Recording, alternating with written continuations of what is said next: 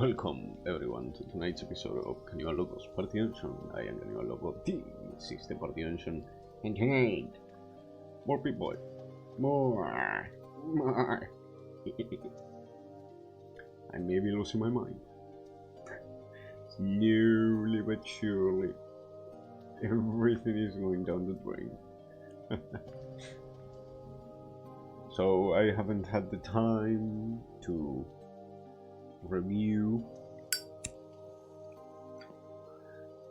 what I did yesterday and the, let's say, next segment of our dealings with this. So we're going to do it together, and yes, I am as tired as I was yesterday, arguably more tired. So, bear with me. So, we are doing more than anything. Oh, silence! No, we are doing. I'd say a quasi-strong, but more likely a soft lighting from our left, so from here, and an overall, we'll call it ambient lighting. So technically this part could be lighter.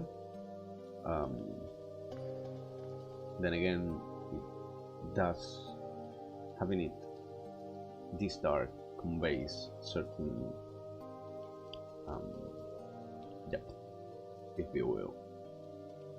So for now, we're gonna keep it. We are going to keep it like this, and we are going to use this to, let's say, our advantage, if I can, to, well, try to do it as best as I can. So from here we go one dark, one lighter technically. So this one, let me, here you go, because I cannot remember for the life of me what I have been doing. So we have darker here, which is the further away part. So from here to here should be lighter and lighter up to this point where it all should blend together. So let's start from here, which, yes, I do have it opened on my other monitor. Actually, I'm looking at the stream output, and it still looks good, so we'll go from there. Technically, this should be your take like this and this, and from here we go lighter, lighter, few bits and bobs here, and then from here we go a slow transition, which should be somewhere across that, maybe even darker here, since, you know, this part should be fairly beaten. So let's say there, here, amplify it, and if I am not mistaken, yes, so it should be actually like so, and this one right here, How does that look? Not good.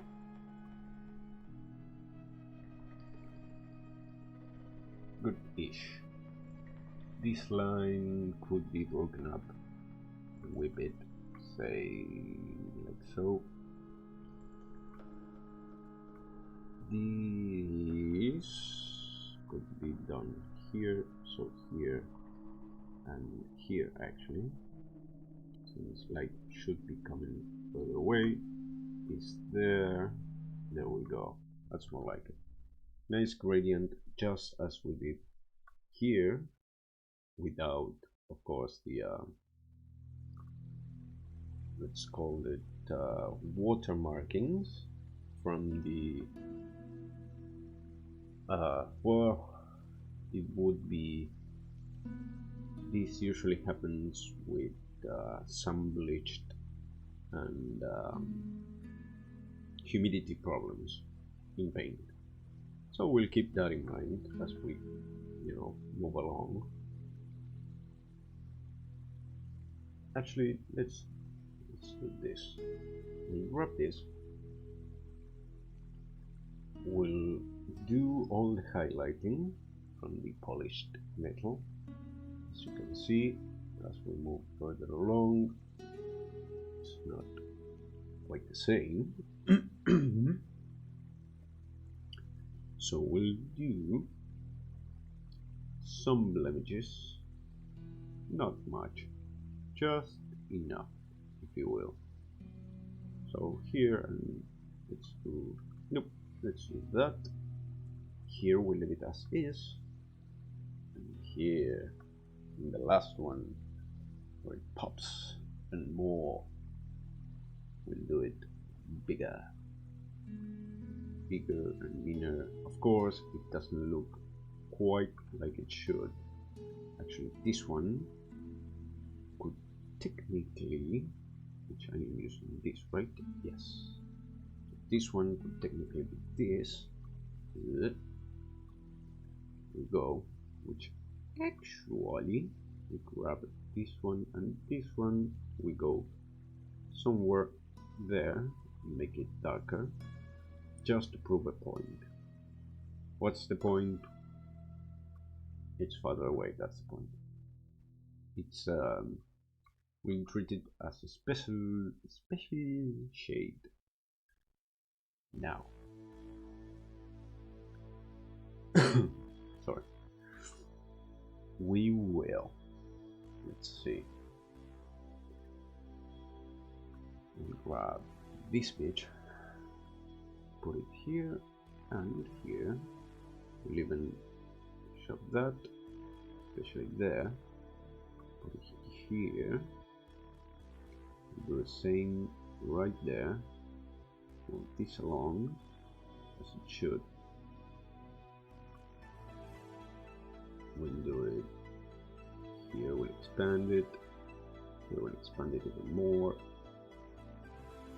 and then one more, yes, and here we'll go all out, let's say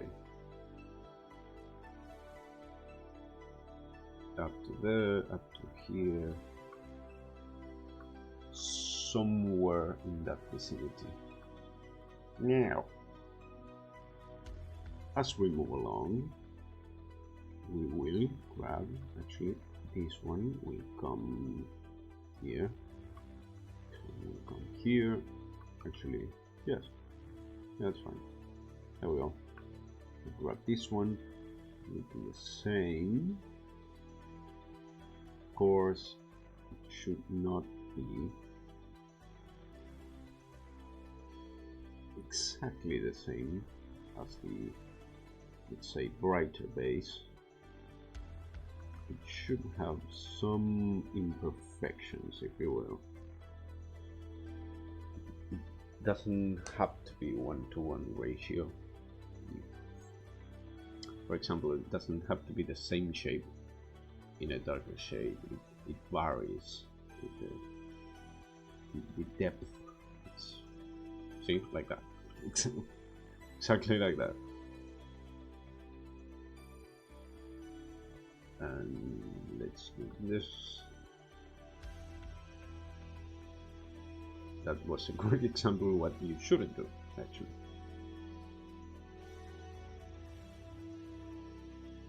Somewhere along those lines. Maybe even a little more around the more pronounced, let's say, part. Take there, and actually we can go here, expand that one. Since it's even lower, there we go. Make it actually look used. And with the same, yeah, see, that doesn't need to be there necessarily. It's not, let's say, well, perfect really. The complete opposite, actually. It has to be somewhat imperfect, since it's not supposed to be let's see, that one shouldn't really be there. No, that one. There we go. Make the first one better, but then again, we do not have enough space to work with. It's plenty of space, don't get me wrong. Just, you know, not much of it. Also. Okay. Could be worse, could be worse. I'm actually inclined to break it here and there. Maybe even push the shadow a bit farther back. Actually, no. Farther forward. Just to have some semblance of actual lighting, which I think from afar, even at this distance, I think it's a really good gradient, fairly useful as the since what am I trying to say? You don't really need a huge gradient shading. Actually, dithering will do just fine, which is not quite what we are doing here, but close enough. Where the, well, actually not your eyes, try to adjust for that, let's say, how do I explain this? Your brain doesn't take it as you think it. I don't know if that makes any sense. The brain tends to fill the gaps in an image or a sentence, for instance. You can actually, you know, leave some letters behind, and your brain will interpret said sentence in a way where it will make perfect sense. Really, it tends to fill the gaps. So your brain tends to do the same thing,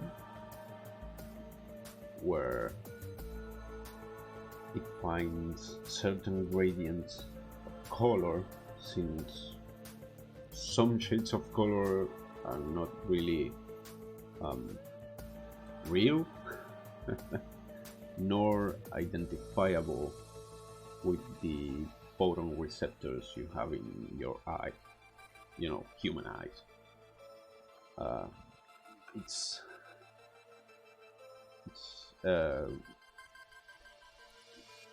It's complex. There are some colors your eyes will capture, or some wavelength of light your eyes will capture, and from there your brain will almost blend the wavelengths to interpret certain shades of colors, of some colors. So, and no, I will not give examples because it's a little bit complicated to explain, one, while you know, draw live, and two, because I'm a dumb fucking idiot and I do not have enough confidence in myself to explain it. Having said so, sometimes it tends to kind of backfire on your brain, since it mixes certain shades. It interprets, it tries to explain certain shades that are not 100% real, one right next to the other. So, since every eye and every brain is its own machinery, some people will see some colors, the same color, same wavelength of color in the same circumstances, as a different shade of said color. If that doesn't make any sense, I am sorry, I'm not smart enough to explain it better. Long story short would be, well, how do I put this? Actually, you know what? There used to be, I don't know if any of you remember, there used to be this image of this. You either saw a white and I believe it was golden dress, or you would see the same dress as a black and blue dress. The concept is the same. You're tricking your brain to see different shades.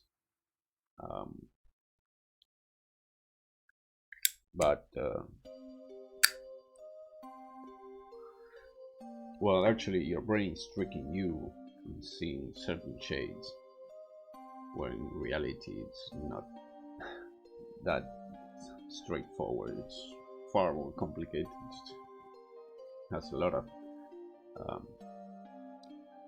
biology and brain chemistry behind it.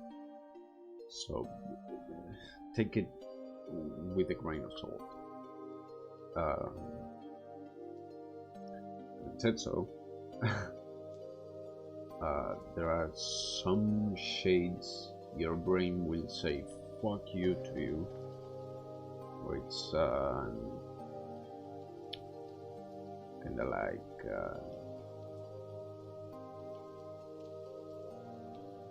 well, kind of like fake. I don't know if I'm explaining it correctly, but you get the idea. Not every color is well, real, actually.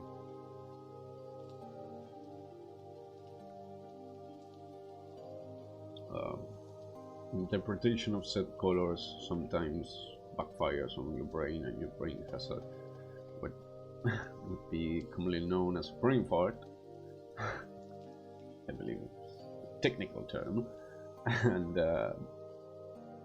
yeah, it will say, "Oh yeah, fuck you," and everything goes, you know, down from the.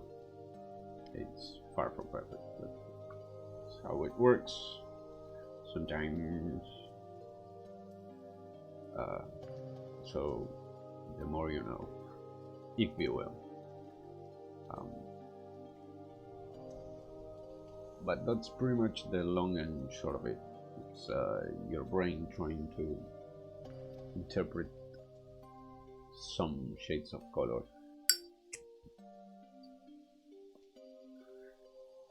as they are, you know, consumed by the eyeballs. And since not everyone has the same set of eyeballs, and every eyeball has a different configuration based on a lot of fucking stuff, it tends to blend everything in a way where it will make sense to it. If that doesn't explain it well enough, I am sorry, but that's as far as I can explain it without having my own personal problems mentally. Same as the drawing dust, explaining colors, which is funny in its own way.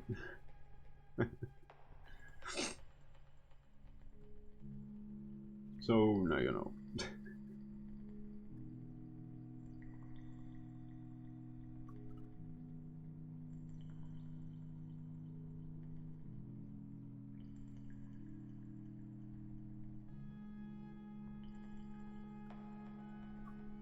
So for example, now we're doing the exact same thing we did right here, but on a much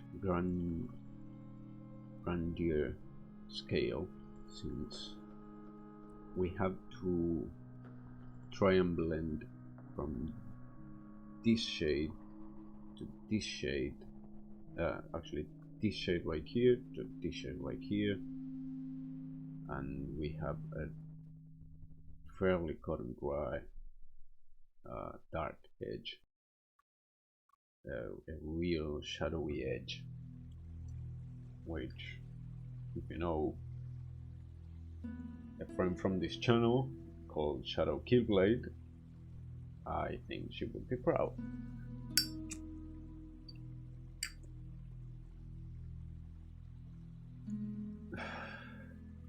So from here we'll do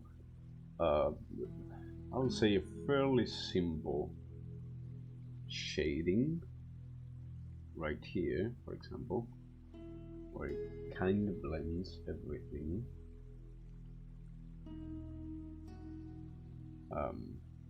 And from here we'll do, let's do the outline first. From here we'll expand on it and then try and blend it all together. For example, this should be this one, yes.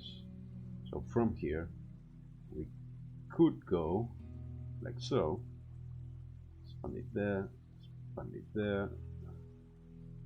make a big there, big blobby thingy my bob, expand it as much as we can there, maybe even pull it back about there, expand it even more here, continue some, expand in some places, aka this for example, where it kind of breaks, not exactly, it doesn't have to be perfect, it can be odd pieces like this, since it's supposed to be reshaped metal,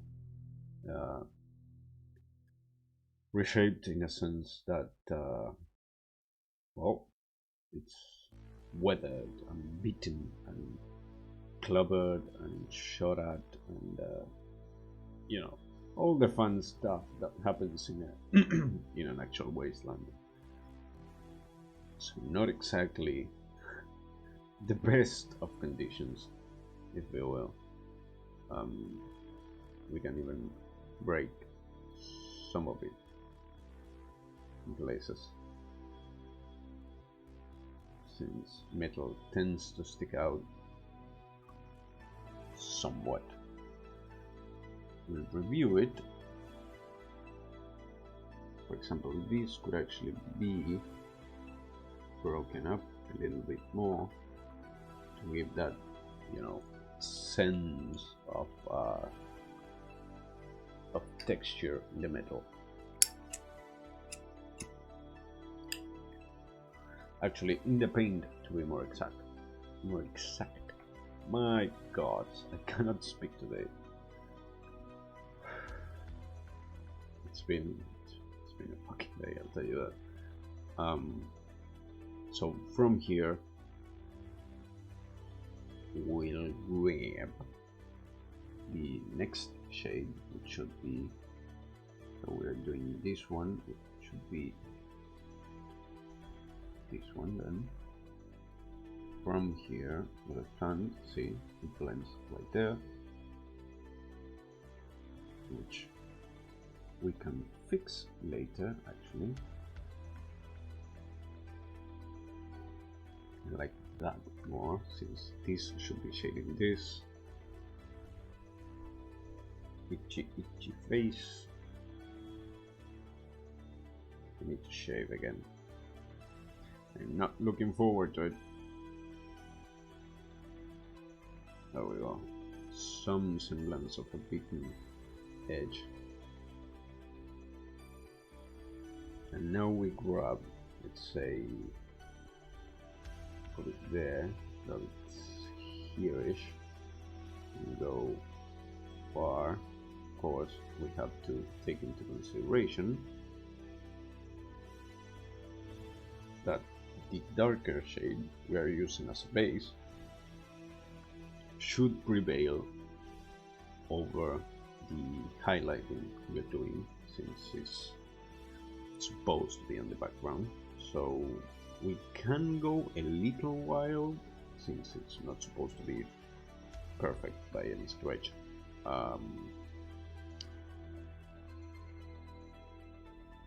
But we can go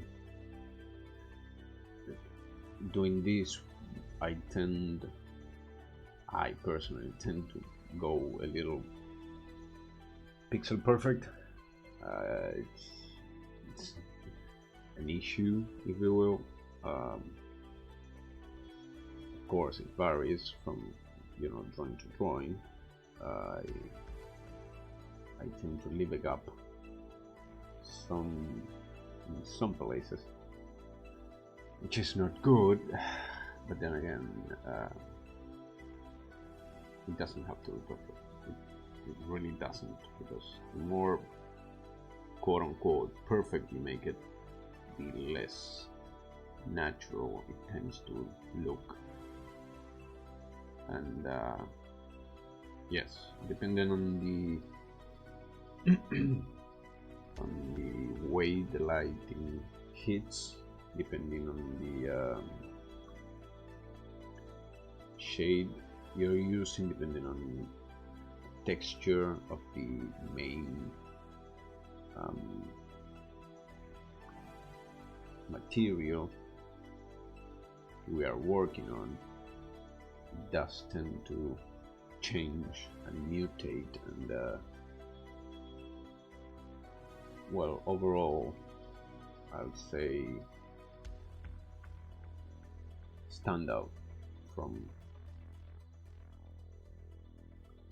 each well, piece, really. So here, for example, we could leave this gap in here, but then again I could also put this here, put a little knob there, make it look almost as if, you know, no, too much.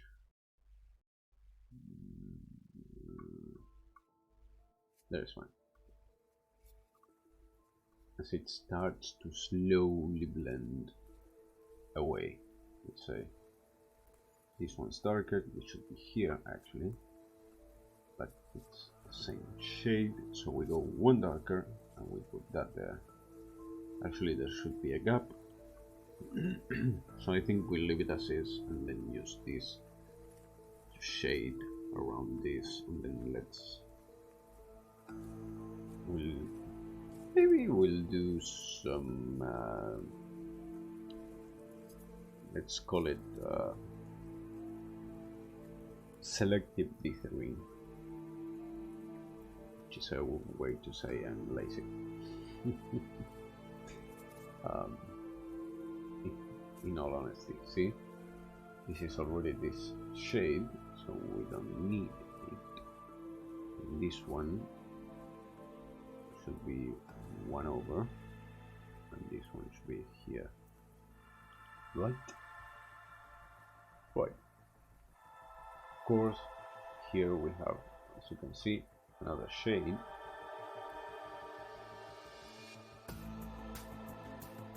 So this should be there in reality, but it blends with these two. So it could be here, that would be too little.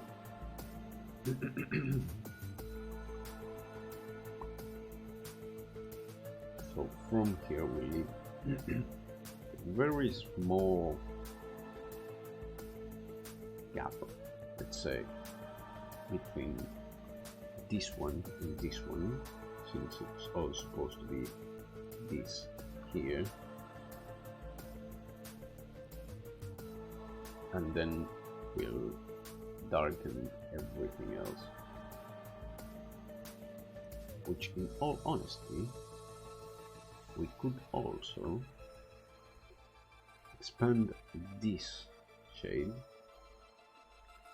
say put this one here, use this one to shade, let's say, everything else on the, let's say, outer, well actually it would be, technically would be inner line, and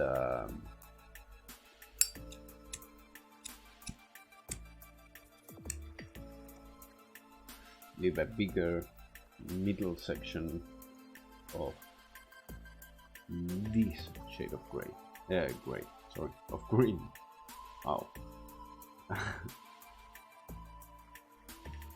Which I think would be a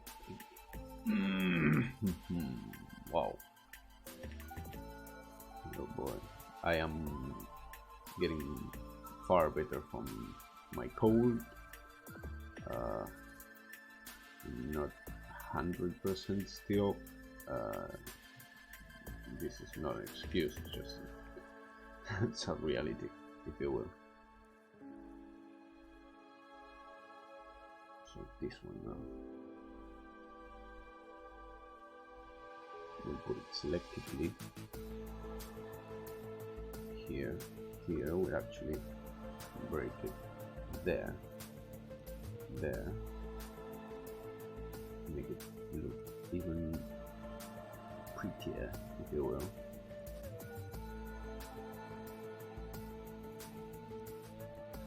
And do the same here, leave that one there, since it's another shade. And here I will have a problem because I'm not smart enough, sadly, to actually shade it correctly, in my humble opinion. Like everything with a grain of salty salt. See here, we can expand it. Same here. To break it even, let's say. We'll put this here, all the way here, up to there. This here, which we could theoretically break it in some parts, not entirely, to make it look kind of well, misshapen, if you will. Oopsie daisy, I almost fucked that up royally.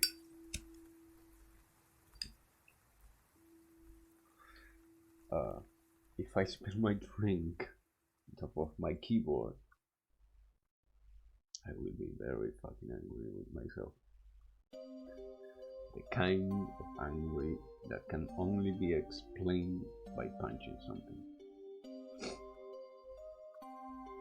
So here, for instance, we can transition from this to here, make it look like this is moving kind of forward in a, like it, how would I describe it? Fang claw fashion at a weird angle of light, if you will.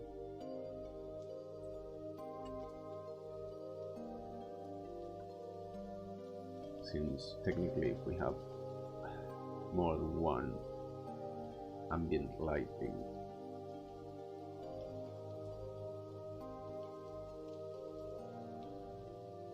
it could very well, you know, change the outcome.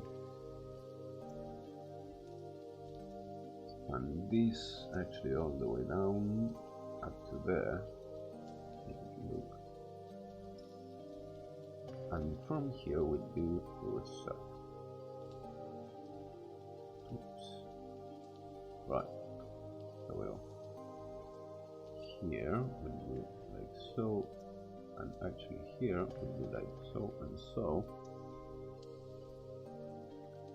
Itchy beard.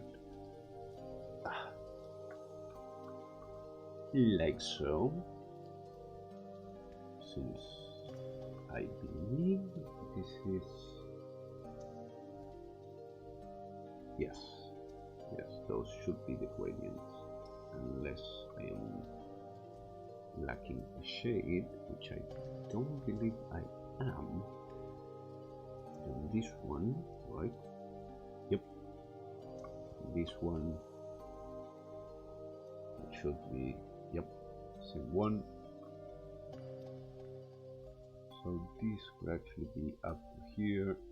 We could expand it a bit more. Nothing perfect, of course.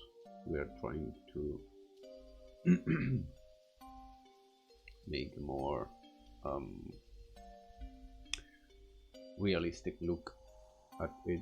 Of course, I am doing so will make it look quirky and well, misshapen, really, which is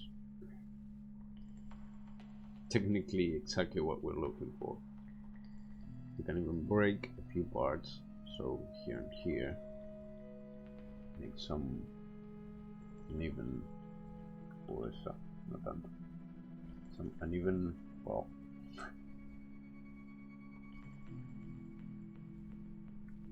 there we go. Shade, clean it up later. For instance, here I wouldn't mind so much. Of course, I would put this here, for instance.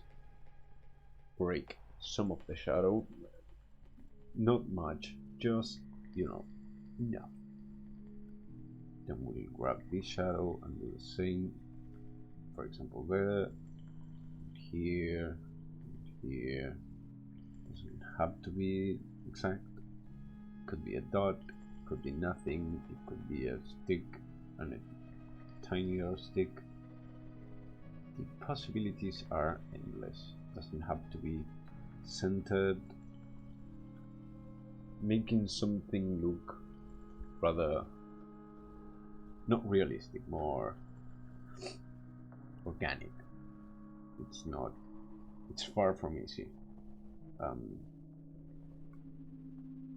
So for instance, I would do something like that, with the shadow, the darker shadow, it's not perfectly aligned with the lighter shadow, and the lighter shadow isn't really connecting to anything more than the, you know, base green we are using here in the shade. And it's okay. It really is. It makes it look, I'd say, quirky and broken, but overall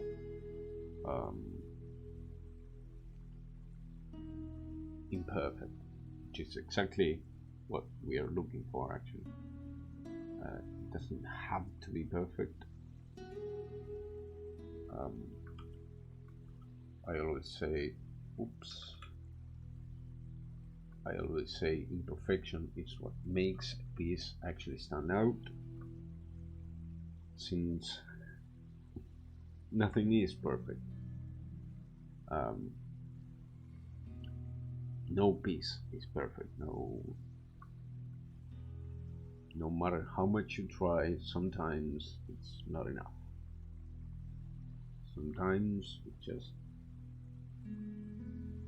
anything goes, and you can tell. For example, here you could actually, you know, break that there. Just blended something, but you know, it's not a big blending. It's actually, the farther back we go, we can actually do like so, and here make it look like it comes at an angle. Where was it? Here. We can do the same here. We can actually make this part bigger, meaning this edge would be shaggier. So, you know, we are technically adding more blemishes to said piece. So we can, once we have every, let's say, shade bound setup, we can start blending it with each other with single pixels or tiny clusters to make it look, you know, organic, if you will. Not really realistic, because, well, I don't do that.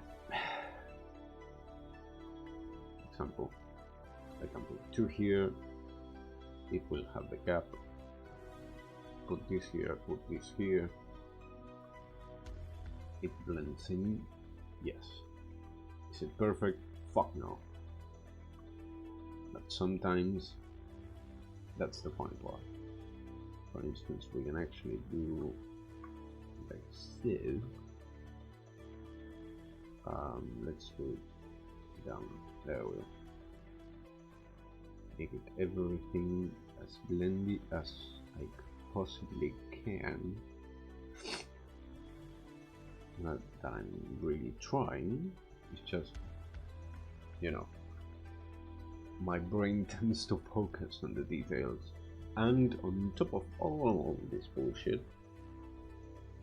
we'll have to add blemishes and in the usual imperfections we've been using so far is, you know, scratching marks and blunt marks and whatever, scars basically.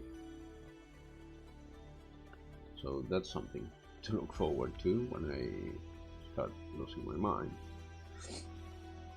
I am still a little, I mean, much better than last time, but than yesterday actually. But I still have a bit of a runny nose since the cold it's starting to set in, autumn is approaching, and the change in weather is quite politely fucking me, which I don't mind because I like to adapt to certain temperatures. So you have to excuse me for having an I hesitate to say extra deeper voice, but close enough. So let's start with blemishing, which is going to be a problem because every blemish shade we've been using so far, it's more than anything not exactly the same shade we have been using. So for instance, here we're using this color, so this would be the blemish, the marking, the scar, call it whatever you want to call it, shade we are going to use, since it's an offset, a grayish offset of this particular color. So wow,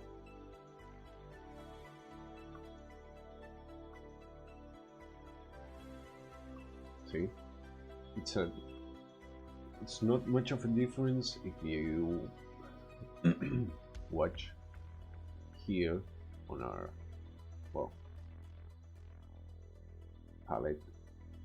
We will see the difference between one another. There's not much of a difference, but enough where it actually blends into the picture. We can add a few more, make it look organic as best as we can. Of course, we won't be filling absolutely everything. If we at some point wish to add a tiny blemish on any different shade, or start on one shade and move along the shades of the shading, technically shadows, we'll have to use a different shadow shade for that shade. If I don't know if I'm explaining this correctly, I'm not much of a teacher. This is all for entertainment purposes alone. Having said so, if you learn anything from this, that would actually make my fucking day. So it would be fun, I'm not gonna lie, to know that I could have helped. I could help with something, but I'm not enough self-centered to believe I am helping any of you approach pixel art in any way, shape or form. So, as a wise friend once said, "Boy, you do you." I highly recommend y'all do the same.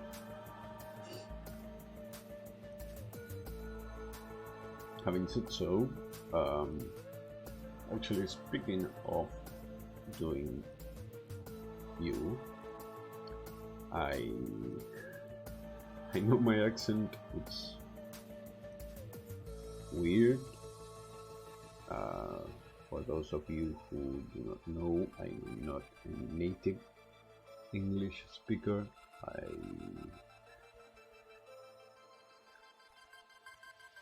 I have what I like to call a mix and match accent, if you will. I've heard I sound like a Canadian. I've heard sometimes I will do a really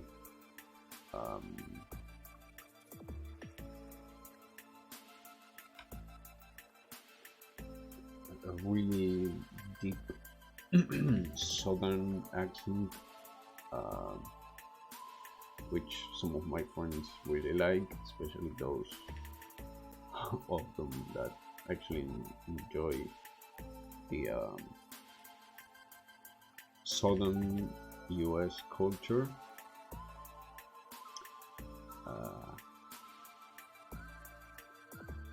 I can be a little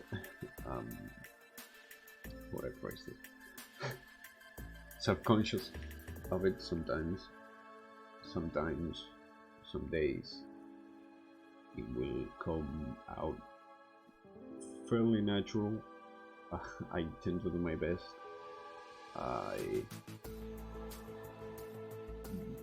But it could fail. that's what I wanted to say. It can be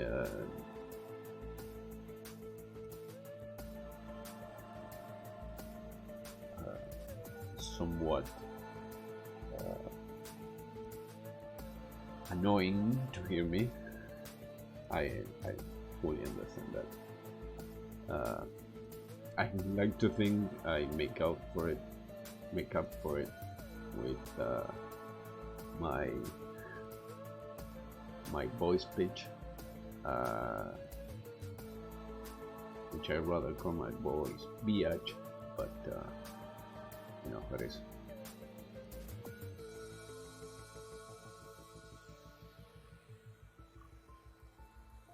Too dark? No, I think it's fine.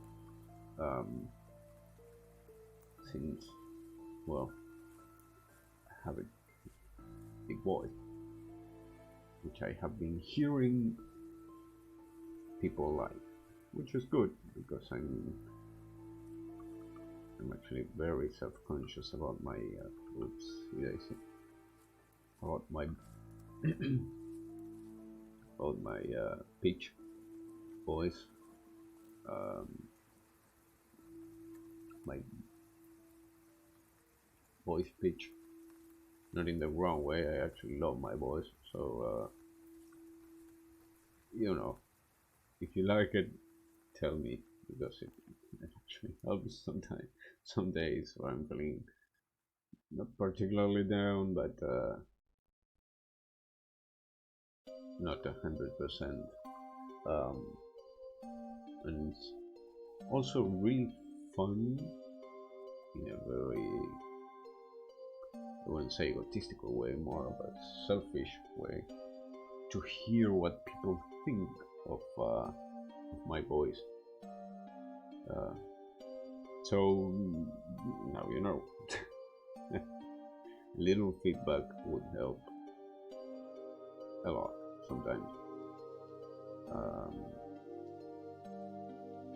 Which one is the same one? Yes.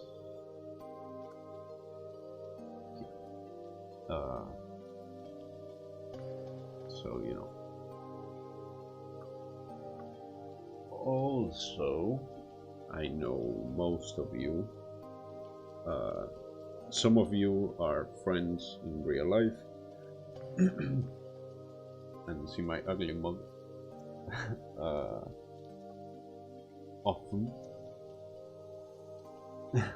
and some of you, a very selective few, have actually seen my face because I believe you are trustworthy enough to actually, you know, see my face. And I have been wondering about. Okay, full disclaimer. The idea of setting up and using a camera for streaming, it's not alluring at all for me. And VTubing, it's fascinating,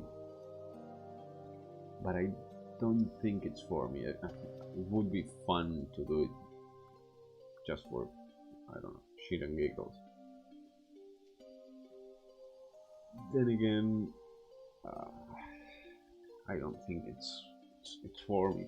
I mean, I could work on a mesh in Blender and make pixel art sprites.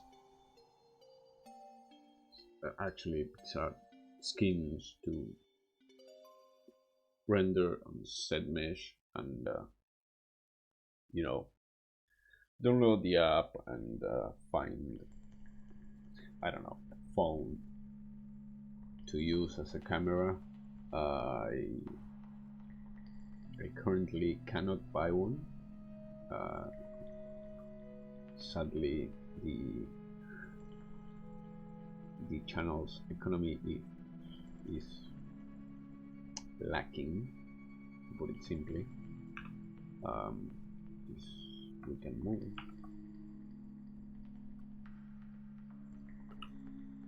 But overall, I could find, actually I think I have a phone, an old phone that would serve as a passable, an economic replacement for a real camera.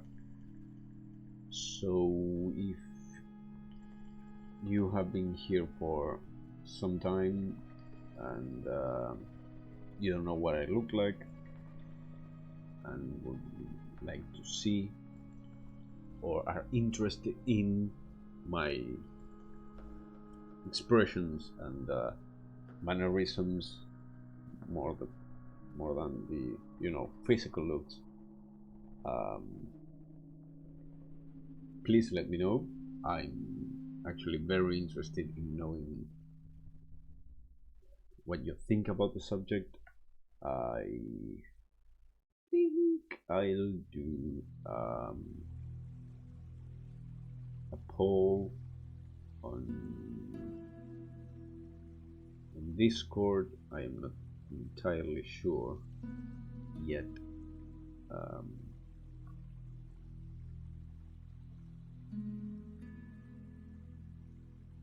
But yeah, let me know. I'm interested, but at the same time, I'm hesitant to ask. You know, where you know, when you ask a question, you don't know if you want to know the answer. Same problem.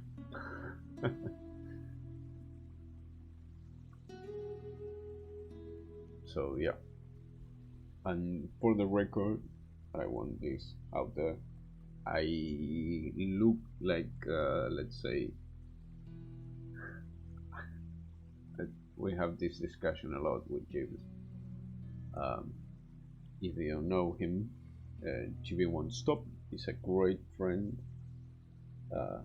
and a patron of this channel, since he advertises it a lot more than me at least. So my face kind of looks like GB's, only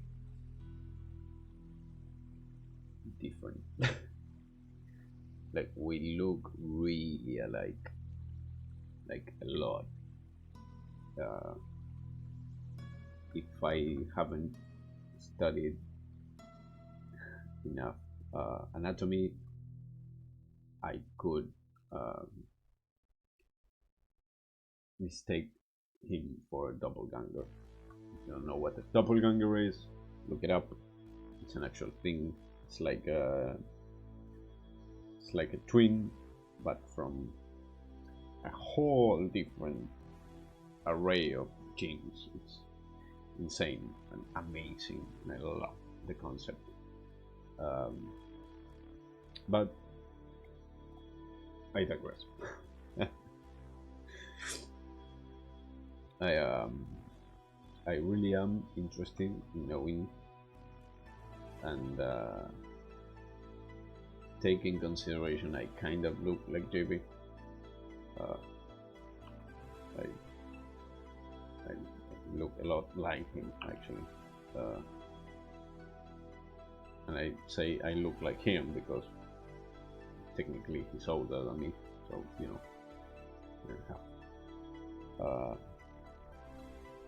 So fair is fair.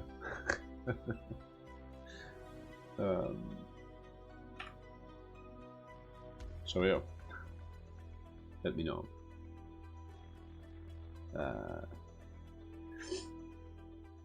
If you know someone who's friend of the channel, ask them to give me an answer, or hint at it, or send me a DM or whatever.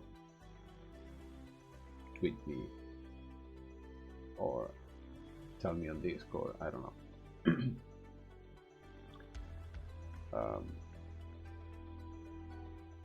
Also, I don't have the same beard as GB, since my beard is shit. I'm pissing against the wind while trying to shape it, but it has become somewhat a respectable thing to admire from afar. And I do have more head hair than he does, so keep that in mind. 1, 2, 3, 4, 5, 6, 7. Yep.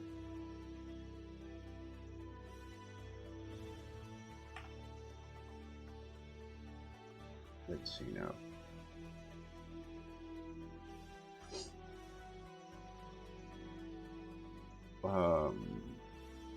Just, you know, just so you all have a point of reference. See, I'll move this one by 1, make it 6, right? 6. Perfect. Now that I see it, I want to disclose that I started using this let's say method of preparing some of the pieces from the Pip-Boy, since we are already working on the final, what will be the final product. This is, of course, everything is object to change, not any big change. So if I have to cut a complete piece and redo it, I will have to redo everything, so that won't happen anytime soon, or at all. But since this is the final product, what it would look like, sorry, what it will look like, I am trying to keep some semblance of consistency between parts, taking measurements over and over and over, because I want to do each part once and not have to redo it again, more than anything for the sake of time, because if you have been here a while, you will know time is not a thing I have the most of, so you know. keep that in mind. Which technically it is a technique, let's say,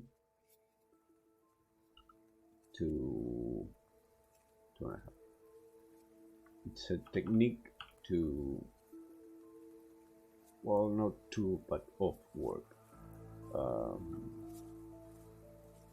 2.5. So 5. 1, 2, 3, 4, 5. There we go. Nope. On 5. There we go. So another way I could have done this would have been making the contour of the entire Pip-Boy, taking only the outer measurements of the outer rig, let's say, and then taking measures of the inner vertices, and then adding with another bright shade, let's call it, like this circle here, and this one, and this shape, and another, and this on another, and slowly but surely making transformable, well, drawing really. And then once everything would be in place, start selecting shades of green, and that would have taken a complete episode of Dungeon, just because selecting shades, it's arguably tedious process. So, you know, it can be time consuming at best.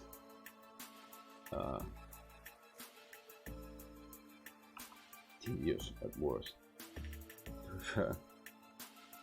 But I think that's fairly reasonable.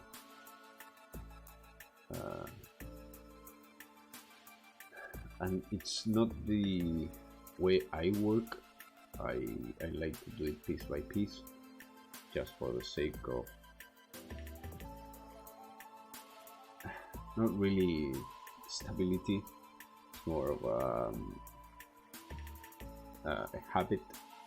Since I work fixing things, I tend to dismantle and reassemble a lot of things, and that takes time, and I have to take either mental note, take pictures, or note every little single fucking tiny piece of the thing I'm fixing, and that in turn helps me remember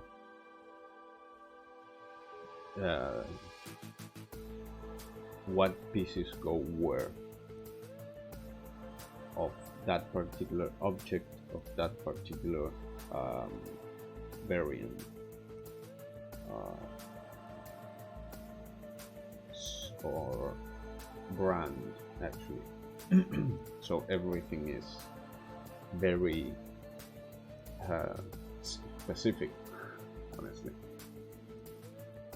So it's a type of I wouldn't call it work ethic, because there's not much ethics in this type of work. Not really, but you understand my point. It's a way of working, not technically work ethics. It's a way of doing things, and I'm really comfortable with it. This is why I do these big projects the way I do them, piece by piece, adding tiny pieces. That's why I try to put the bolts at the end. I try making the bigger pieces, i.e., I don't know, the screen, for example, more, you know, make it first, and then adding the, for example, this part here later on, and then I put it where it belongs, take extra measurements, make sure it fits, etc., etc. And yeah, almost as if I was designing it from, technically I am, but designing it from scratch. So you know what the point I'm trying to make is, I hope.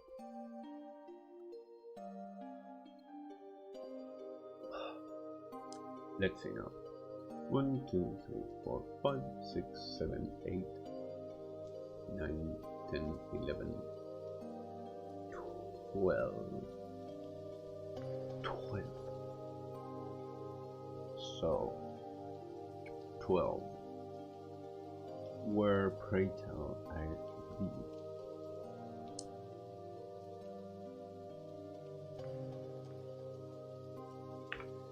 This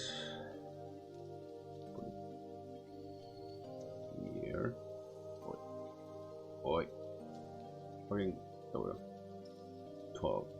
2, 4, 6, 8, 10, 12. Okay, this. Paste it on it here. We go. Put right next to the edge. I'm not missing anything. Technically, this would be the height of this part, which I don't know how I feel about that.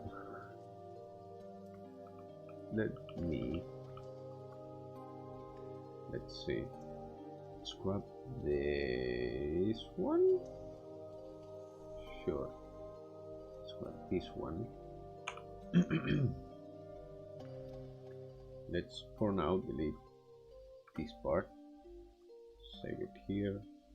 We'll assume this is correct. Of course, not every piece is exactly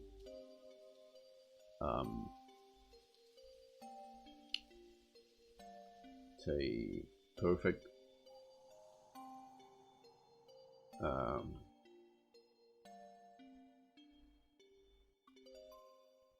Nor realistic, to be fair.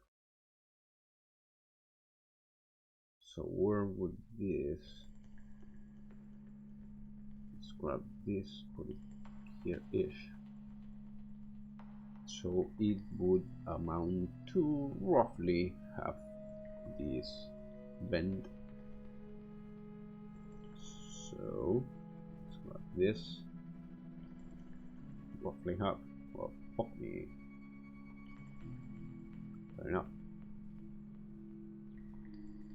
So this would be one piece that should go roughly looking like an S. So it starts back there, moves here, wobbles all the way here, and boinks there. I know, I sound like a cartoon. And then this would be a tube, this would be a bracer for the, well, for the bracelet, let's call it, the wrist guard, and the wrist guard would be part of the, or attached to the bracer here. See what I mean? it's more it's more technical experience than anything. Oh, sorry, talking too much.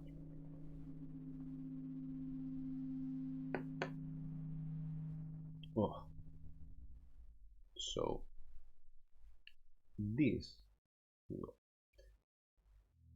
right there. Do not delete anything that should not be deleted. Thank you.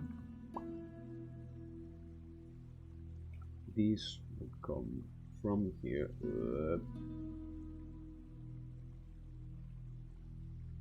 that way. And then here comes the annoying part again, the curves. Since I don't know if you can tell, but this piece right here not only bends this way, like so, from front to back, but it also bends this way, in this shape, since this is all cylinder built from this side, right, and it also bends from this angle back and backwards to the background actually. So it has multiple wobblings, as I like to call them, because it weebles and wobbles. I'm such a child sometimes. And yes, I fucking love cartoons, so keep that in mind. Now, first things first. We should measure, for doing this part, we should measure this edge where the brace of the wrist guard starts, using the bolt, actually the nut as a reference. So about three notches, so that would be 6. 1, 2, 3, 4, 5, 6, and that would be 6 including. Apparently, that's fantastic. Wow. So that part is done, which is good, because we have the, let's call it the initial lane. These 2 pixels will not change at all. So we have the beginning of the wibbly wobblies all the way to here, which you can, I don't know if you can tell, this part right here between this edge and this one, it's supposed to be a, what was it, concave yet flat part where it only wibbles and wobbles on a cylindrical fashion. It's a tube, if you will. Same as this part right here, only thinner, and it embraces the tubing part, let's say, the main core, body, with it, I am assuming for some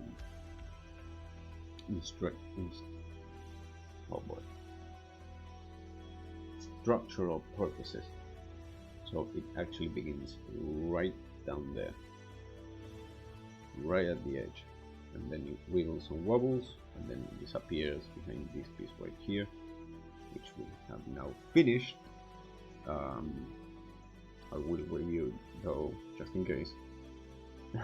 And then we have this which simulates the same pattern looked at a different angle, since you can kind of see the edge here but not here, which we can actually delete this like tiny belly dust, make it just kind of wibbly wobbly, not entirely wibbly wobbly. So we know this piece ends here, this piece, the bracer, the wrist guard bracer starts here. So from here we can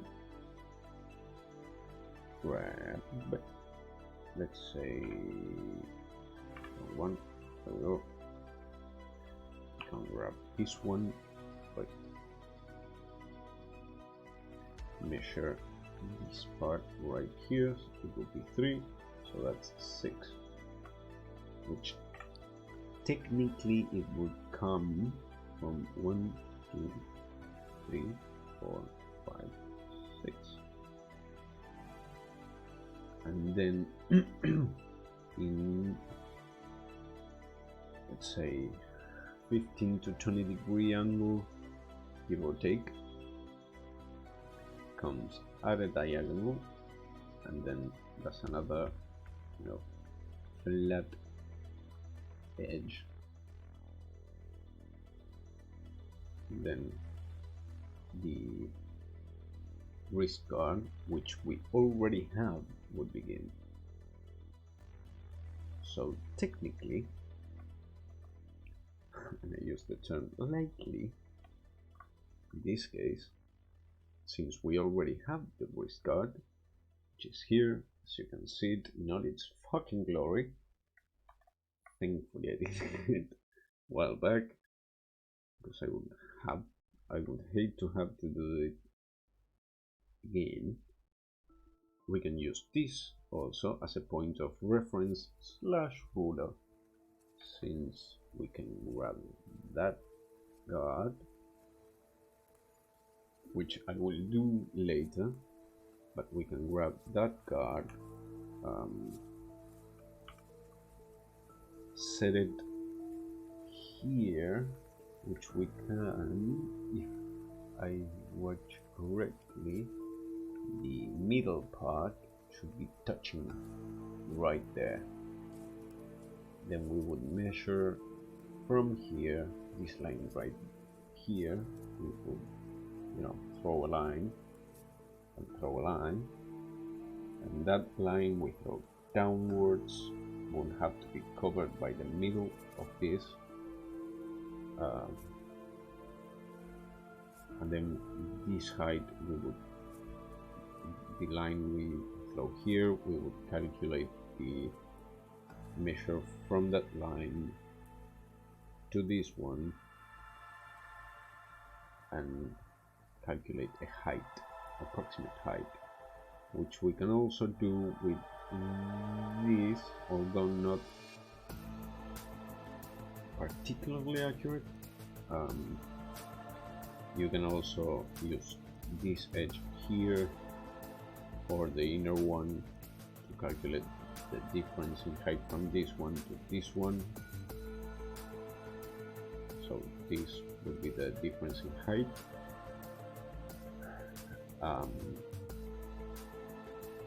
There's various ways to calculate it, which is good, because if I don't like one, I can double check with another one.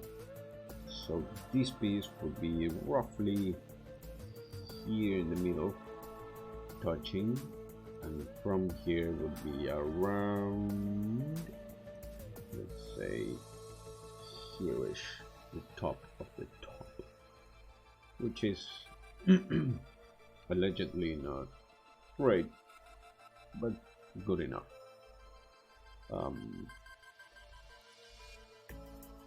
And with that, we would be able to, once we have this part and this part, we would be able to draw the brace of the wristguard,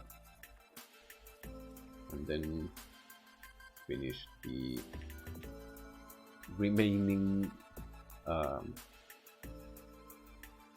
gaps and details and blemishes and any change we would like to do, as long as it's not a major change, because I quite honestly do not have the time. So you know, it's far from perfect, but I think it's more than fair, especially since this goes like so. We can actually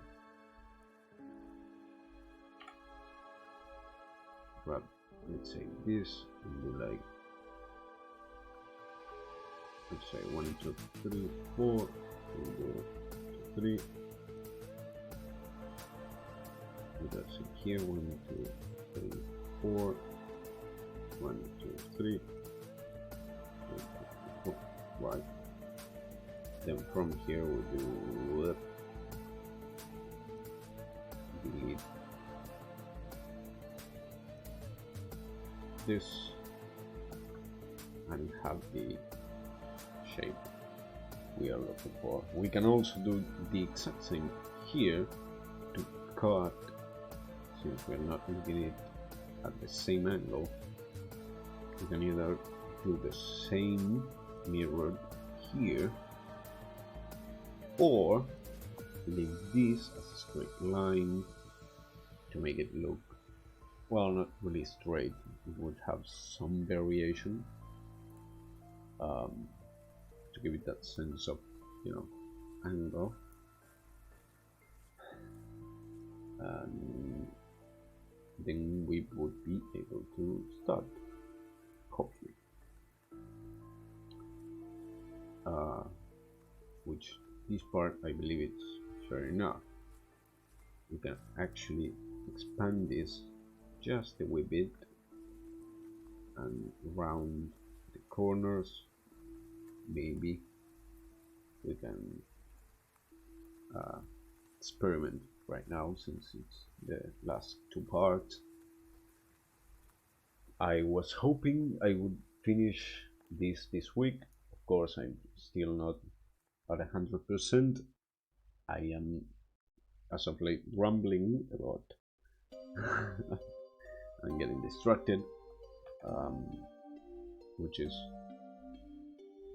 in my humble opinion, far better than watching someone draw silently for hours at an end.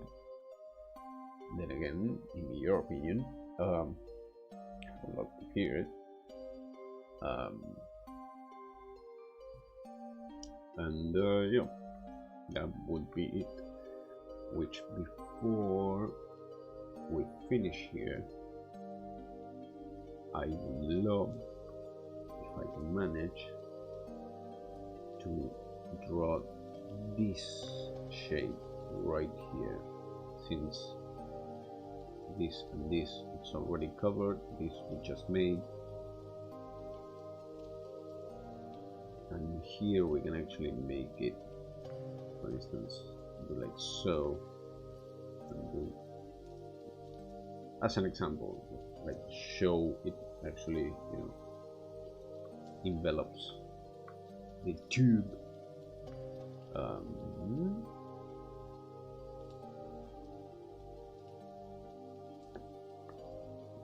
This, I guess, would be what, 10-degree angle, maybe less, maybe more, give or take 2 or 3 angles, 2 or 3 degrees, sorry. And then very steep diagonal, about,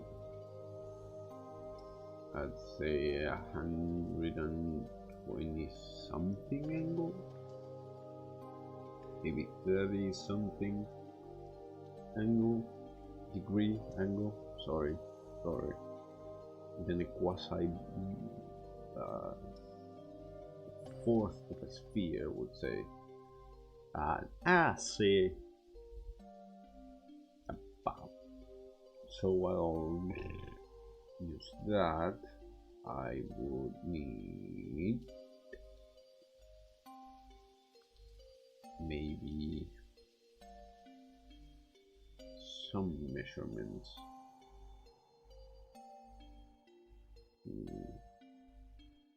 This is getting complicated. Before anything, save this. We'll stop here. This would be, come on, dude.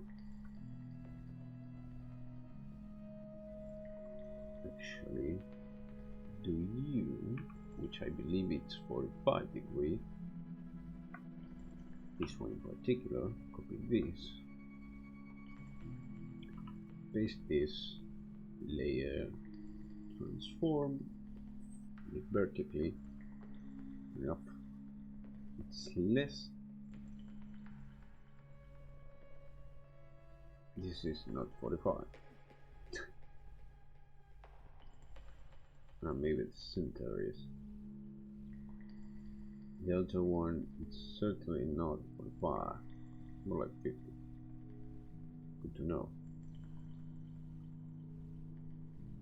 50 and about what? Nope, that's not what I was looking for.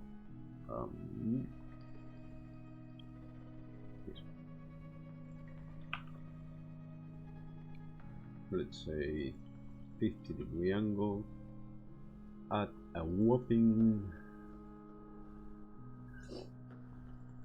3, somewhat 3.5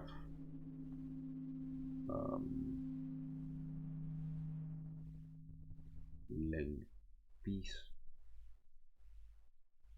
so 3.5 would be 6, 7, 4, 5, 6, 7.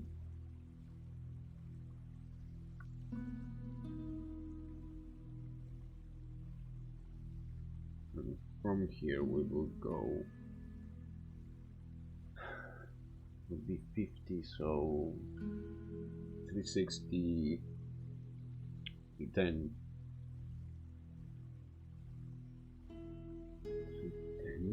No, that can be right. No, that can be right. Has to be much lower. 20? 60. No, 20 is impossible.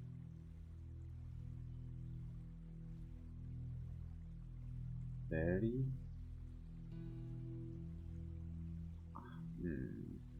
I mean, not far off, technically. This will go here. It's not really, it's not far off.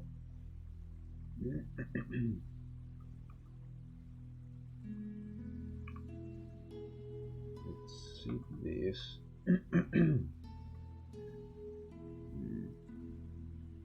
I'm ever so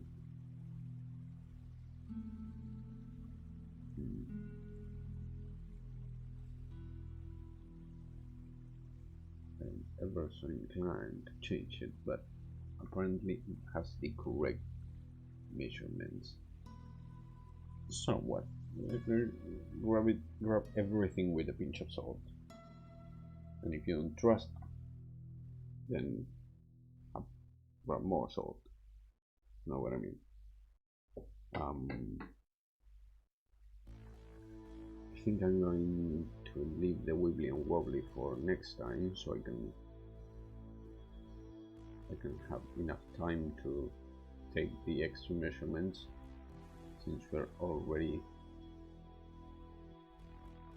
close to the beginning, to the end. Oh boy.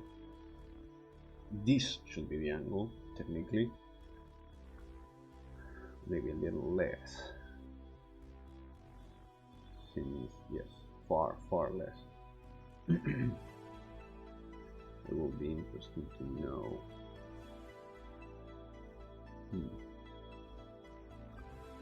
And then, well, we have this flat-ish piece. So I am happy to announce we are almost done. It's not by any stretch complete or finished. It will be, I believe we can finally complete it next week.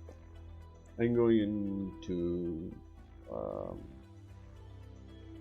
make a bet with myself and say next week we will be able to finish the whole big boy, and then I'll have a mental breakdown to find out what the fuck to go next. I've heard lots of ideas, I've asked around, so there is some idea of what to do.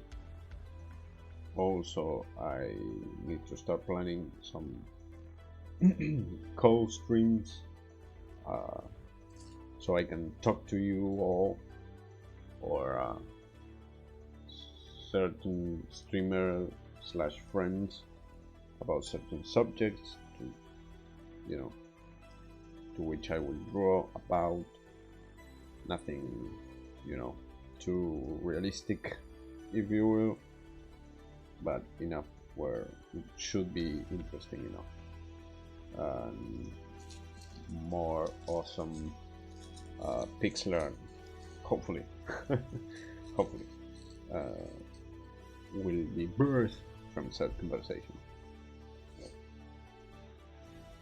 like Elo, like L with its song. What else? So yes, I will grab this opportunity to stop here so I can take the rest of the week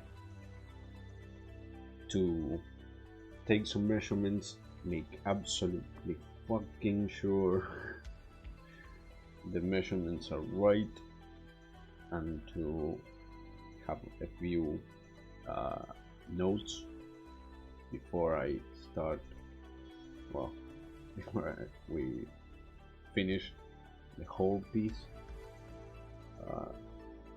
just to make sure.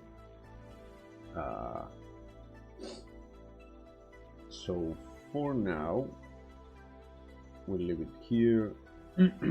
Tomorrow I will be streaming Deathspank as I have been doing for the last 2 months.